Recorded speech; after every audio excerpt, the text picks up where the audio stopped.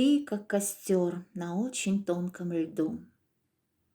Не знаю я, куда теперь мне деться, и мне в огне твоем не отогреться, чтоб на обоих не навесть беду. От губ твоих, от глаз твоих бегу и вспоминаю долгими ночами, как ты ушла, слегка пожав плечами. Но тонок лед, а я на берегу. И будет в мире кто-то из тихонь, и будет лед ему не слишком тонок. Он подойдет и будет, как теленок, всю ночь глаза таращить на огонь. А пламя, разгораясь и маня твоей души, дождется ли ответа? Коль будет так, то как прекрасно это!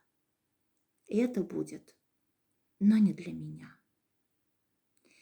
Тепло костра навеки сберегу, и эту искру, унося с собою, я в ночь иду, и тучи надо мною, и тонок лед, и я на берегу.